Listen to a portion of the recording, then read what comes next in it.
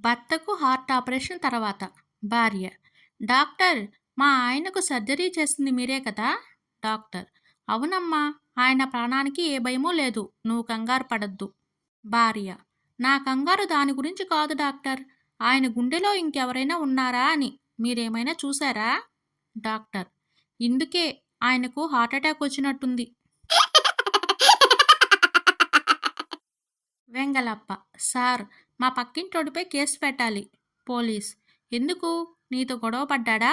వెంగలప్ప: లేదు సార్, ఆషాఢంలో వాళ్ళ ఆవిడ పుట్టింటికి వెళ్ళిపోయినప్పటి నుంచి పార్టీలు, ఫ్రెండ్స్తో ఫుల్గా ఎంజాయ్ చేస్తూ నన్ను మానసికంగా చాలా బాధిస్తున్నాడు.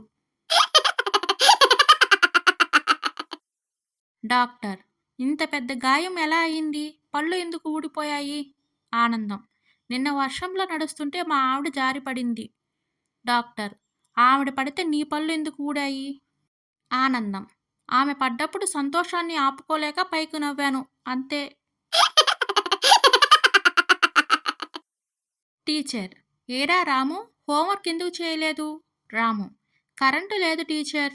టీచర్: కొవ్వొత్తి వెలుగులో చేయొచ్చు కదా? రాము: అగ్గిపెట్టె పూజ గదిలో ఉంది టీచర్. టీచర్: పూజ గదిలోకి వెళ్ళి తెచ్చుకోవచ్చుగా? రాము: స్నానం చేయలేదు టీచర్, అందుకే వెళ్ళలేదు. టీచర్: స్నానం ఎందుకు చేయలేదు? రాము: ముందే చెప్పాను కదా టీచర్, కరెంటు లేదని, ఇక మోటార్ ఎలా పనిచేస్తుంది?